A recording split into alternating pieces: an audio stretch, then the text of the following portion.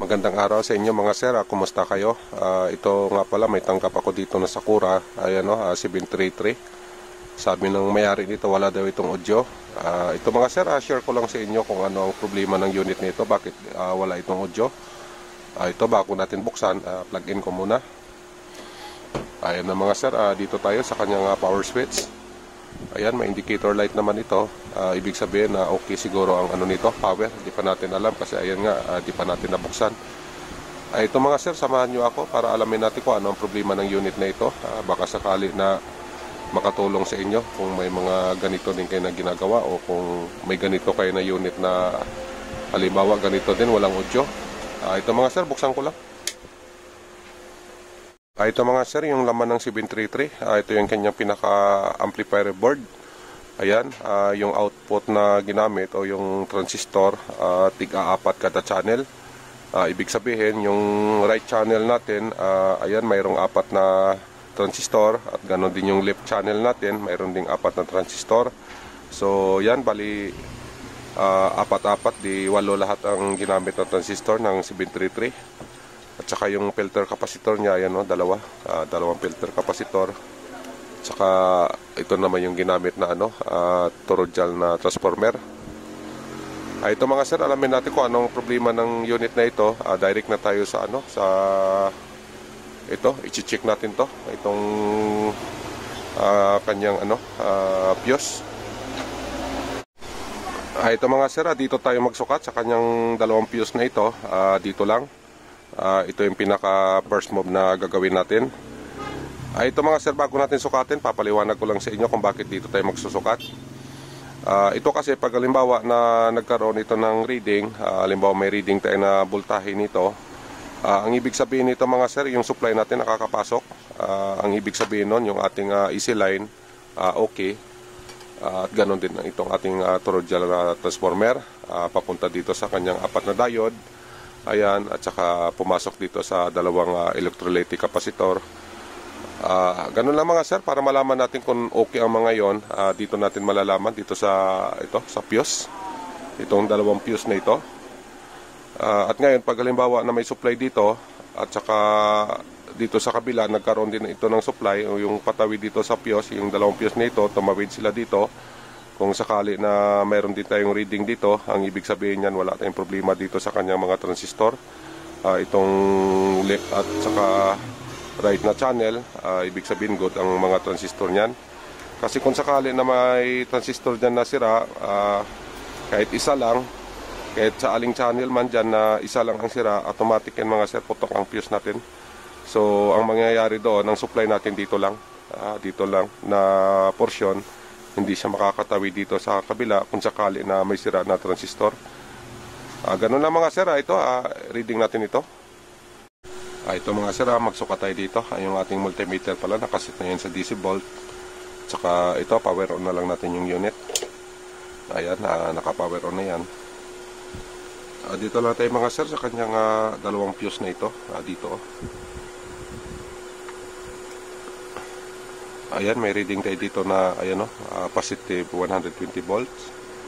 Pag ni-reverse natin yan, ayan, may reading tayo na negative 121 volt. Pag binaliktad natin yan mga sir, ayan, ibig sabihin ng kanyang positive line itong side na ito. Ayan. Yung kanyang negative line naman ay yung dito sa kabila.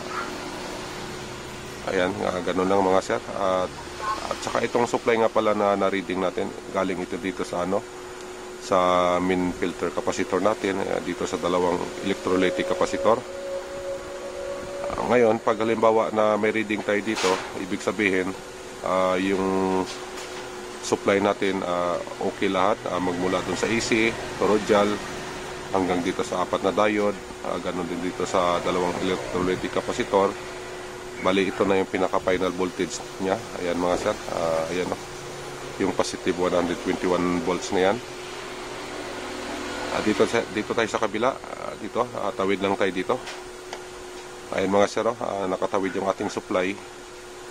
Ang ibig sabihin niya na buo yung ating fuse. Ayan, buo siya. Kasi may reading tayo dito. Tsaka ang ibig sabihin lang din ito, kung bakit may reading tayo dito, kasi nga yung mga transistor dito sa left and right channel, walang shorted. Kasi pag halimbawa na may shorted kahit isa dyan, ito mga sir, puputok ito, itong fuse na ito. At pagkatapos dito, wala tayong reading dito. Kung sakali na may pumutok dyan na kung alin man sa kanilang dalawa, pwedeng isa ang puputok, pwede naman yung dalawa sila ang puputok, yung dalawang fuse na yan. Ayan mga sir, ganun lang ang palatandaan. Pag halimbawa na wala tayong reading dito sa kabilang side na ito ng fuse, ang ibig sabihin yan, may shorted doon sa ating mga transistor. Ganun lang mga sir. Dito tayo mga sir magsukat sa kanya mga transistor. Ang ating multimeter pala, set lang din natin sa DC volt. Ayan, naka DC volt na yan. Ito, power on lang natin. Ayan mga sir, may power na ito. Bali ang gawin natin dito, ipapakita ko lang sa inyo kung ano yung pumapasok na supply sa transistor. Maski isang transistor lang dito sa kaliwa at ganoon din dito sa kabila, isang transistor lang yung susukatan natin. Ang ibig sabihin noon, kung ano ang reading ng transistor, parehas na yan sila lahat. Ganon din dito sa kabila. Kasi nga, yung fuse natin buo naman, ibig sabihin nakakarating yung supply dito sa mga transistor na ito. Ngayon, ipapakita ko lang sa inyo kung ano yung supply na pumapasok sa transistor, maging dito sa kaliwa or sa kanan. Ito mga sir, reading lang natin. Ito lang tayo sa collector at saka emitter. Ayun mga sir, may reading tayo dyan na 60 volt o 60 point, ayan 60 volt, yung dito sa ito, dito sa ating kaliwa. Dito tayo sa sa kanan na channel. Ayun mga sir, same lang sila. Kung ano yung sa kabilang channel, ganon din yung sa kabilang channel, ganon yung kanyang reading. Same lang sila ng reading, 60 din, 60 volt. Ayan mga sir. Ito mga sir, check din natin yung kanyang bias dito sa kanyang drive, kung may bias ba ito. Ganito lang mga sir yung pag-check nyan. Dito lang tayo sa base at saka emitter. Ayan mga sir, may reading tayo na 0.5, normal yan.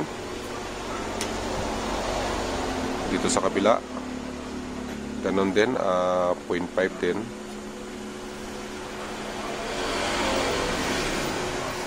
Ayan mga sir, okay naman. Ayan, okay din, 0.5 din. So same lang sila na 0.5 dito sa left channel. Dito tayo sa right channel. Ganon ulit yung proseso, base lang at saka emitter yung sa biasing nito. Ayan mga sir, may reading tayo na 0.5. Ayan. Ayan din, 0.5 din. Ayan mga sir, 0.5 din.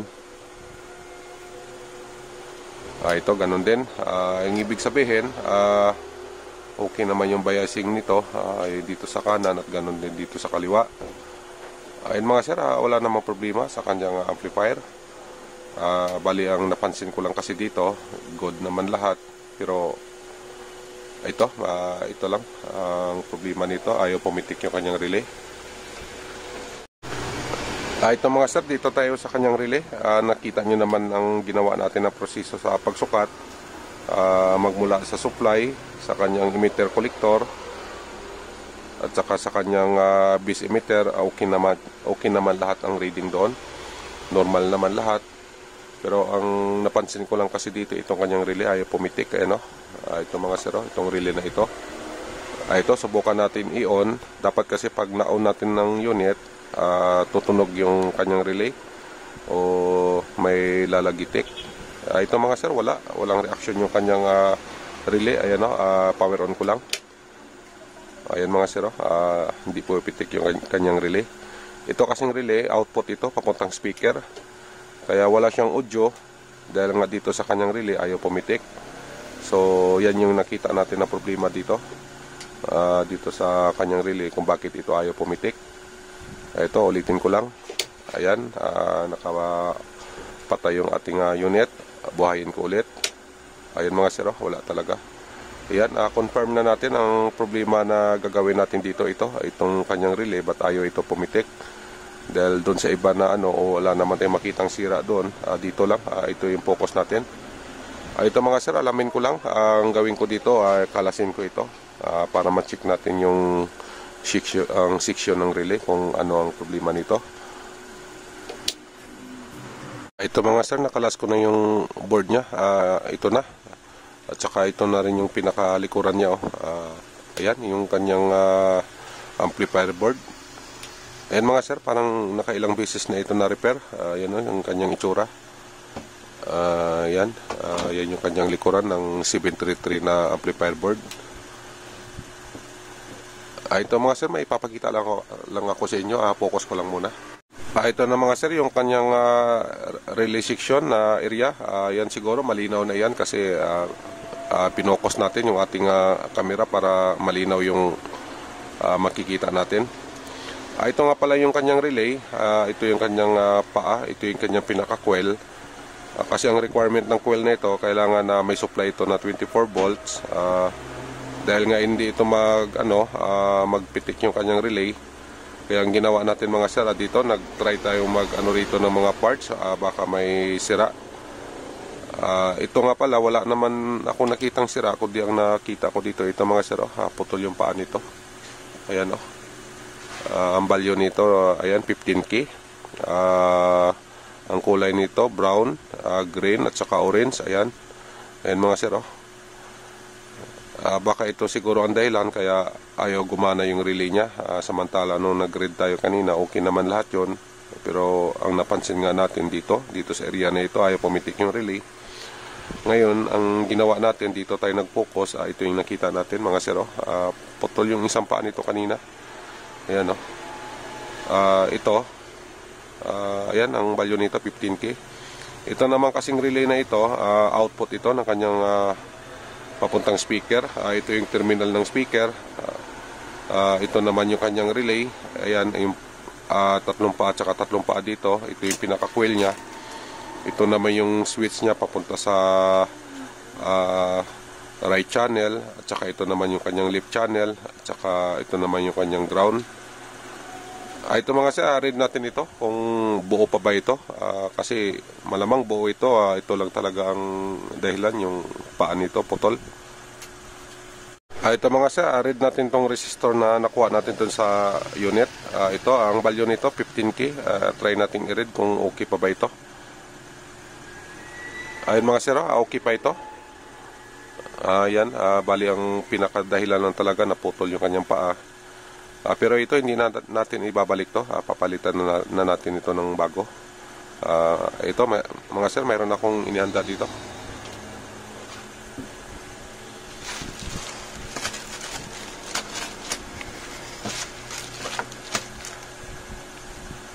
Ito mga sir, mayroon tayong pamalit. 15K ito. Ito, i-reading muna natin bago ikabit.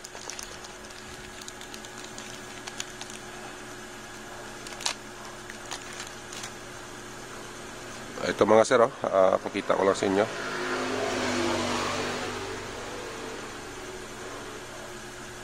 Ayan mga sir, ayan, may tolerance na konti pero okay na yan. Ayan ito ay papalit natin, itong resistor na ito. Ayan ayan. Ito naman yung luma nya.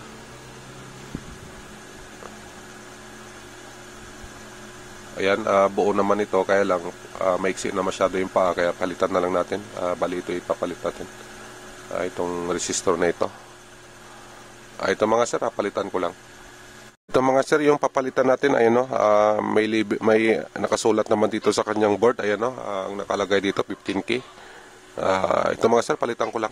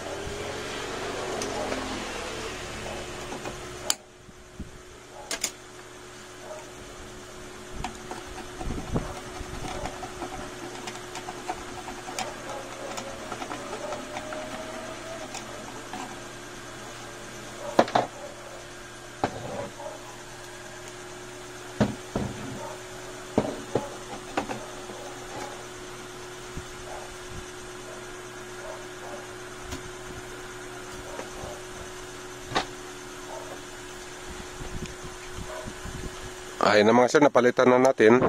Ito naman yung kanyang relay. Oh. Ayan, magkakalapit lang yan sila. Ayan oh, yung kanyang relay. Ayan. Ito, testing muna natin. Dito tayo mga sir sa kanyang relay. Magsukat tayo dito kung okay na ba yung ginawa natin.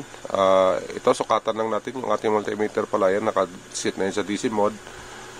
Ito, nakaready na rin yung ating panukat. Para ito, saksak na lang natin. Para ayan na, ito, para malaman na natin kung ano ang resulta. Ito mga sir, switch on ko lang, naka-plug na yan.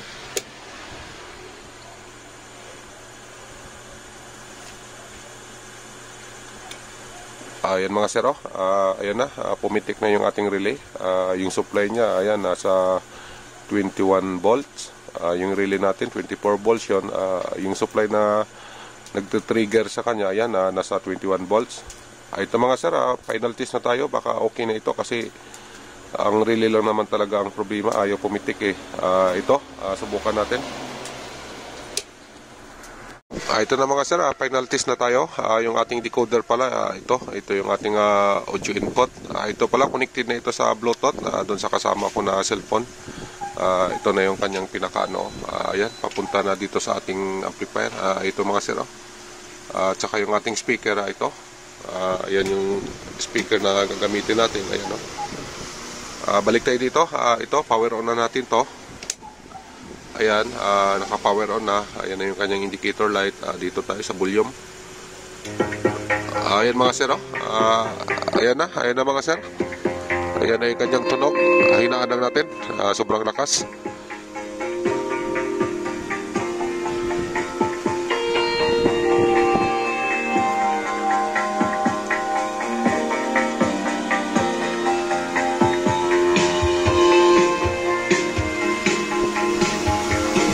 Ayun na mga sir, okay na ito. Itong unit na ito, nagawa din natin. Maraming salamat nga pala sa inyo sa oras, sa pagpanood nyo sa aking channel na ito. Ayan mga sir, sana makatulong ito sa inyo sa pagproseso natin kung ano ang naging problema ng ganitong amplifier CB33 na bakit ayaw tumunog, ano ang naging dahilan. Ayan mga sir, maraming salamat sa inyo. God bless na lang, mag-iingat na lang kayo lagi. Hanggang dito na lang. Ayan mga sir. Ayan, bye-bye.